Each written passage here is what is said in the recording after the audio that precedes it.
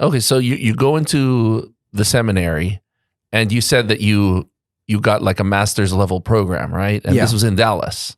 Well, no, actually in Dallas, you can do one of two things. Either you come in with a bachelor's degree already from your previous life. Yes. You come in with it, in which case they put you through what they call pre-theology, and you take the philosophy classes that are necessary, as well as a few theology classes. The ones that you would have taken if you had. Yes, exactly. Yes. But if you come in as an undergraduate, then you need to complete the entire degree, and what they would do, a bachelor's degree there at University of Dallas, and that for seminarians would be philosophy and letters. And so if you come in with nothing, like you just came in straight out of high school, Yes. it's like the full program for 4 years. Yes. If you come in having taken some other classes at the university, whatever university you were at, then you look at those classes and then look at which counts towards that degree and which don't. And that's that happened to you. And that's what happened to me. Okay. So, yeah, a quick interesting thing was that when I came in, there, of course, math is part of the degree program for philosophy and letters. It's a standard university degree. Yes. And they were asking me to take more math. I had 3 semesters of calculus, differential equations, numerical methods, and of course, using the math all throughout my entire education. Yes. And they wanted me to take one more semester of math.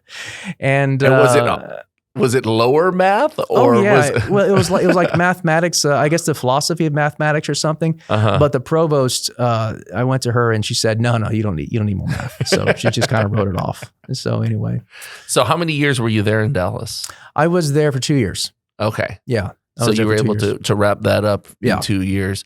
Yeah. And what was your life like there in Dallas? You were with some of the other guys who've had bachelor's degrees, I suppose. Yeah, it was a mix of guys who Mainly. had bachelor's degrees already. We had some that actually worked as engineers, for example. Mm-hmm. There's something about, I don't know if it's a trend or something, but there are a lot of guys who are engineers or studying engineering who end up going into the seminary, which is really fascinating. But anyway, so yeah, it was a mix of guys that finished their bachelor's, maybe had some work experience. Some had years of work experience. They're older guys that were going in.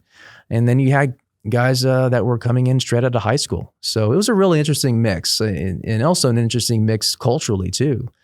So just folks that are coming in from Vietnam or the Philippines, or we had some from Latin American countries, and some folks from Mexico, Honduras. We have some Colombians. So yeah. Some of the seminarians are, deacons and priests that we've spoken to, a term that has come up is the term chalice chippers. Oh yes, chalice chippers. Or cassock chasers. Cassock chasers. We also had chasuble chasers is also very Chasuble good. chasers is another. Okay. Patent prowlers is another one. So we had those, different terms. Did you run into any? Actually I did. What was that like? I was surprised by how aggressive some of the women would be. And Really? Yeah. It was really interesting. Some would invite me out to go on a date, or they would, sit right next to me and really strike up a conversation, but it was very obvious, what they were trying to do. And, but that was real. That was a real thing. I was surprised. This was like a real malicious type trying to get a seminarian. To leave the seminary. Absolutely. Wow. And to get into a relationship with them. Absolutely. So yeah. it wasn't one of those like somebody that worked with you at the campus ministry that you just gotten close to. No, it wasn't anything like that. It was. Yeah, no, some of it was it was quite deliberate. Yeah. How do you deal with that? Well, I think first and foremost is just to continue to be a man of prayer. Uh-huh. So continue to have that friendship with Jesus, because basically giving up marriage it's not just giving up marriage, it's also embracing something else. It's embracing a deep, special friendship with Jesus. And through that, be a man of service for his church, right? So that's always been the essence of it. Yes. Thankfully, I had training being at A&M, so A&M Kingsville. So breaking up with a girlfriend and being at A&M and, really saying no to women who did ask me out when I was at A&M. So I had already had that experience. So I kind of knew how to deal with that, both emotionally, interiorly, but also how to be smart in terms of boundaries. So So yeah, that's how I navigated it, and of course I would try to be very, very aware of my own emotions. What am I thinking? What am I feeling? Mm-hmm.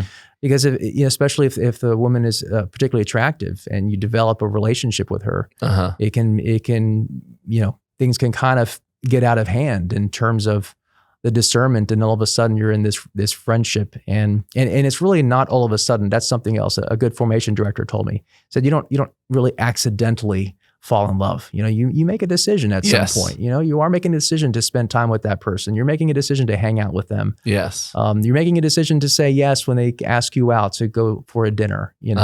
So yeah, so I had to be very careful about that and keep boundaries. Yeah. So finally, you're done with your 2 years. Then you come here to Houston. Yes, after 2 years going into Houston. Okay, Yeah. and now this experience was a lot different because you're a little more secluded. You're not on a college campus. Exactly right.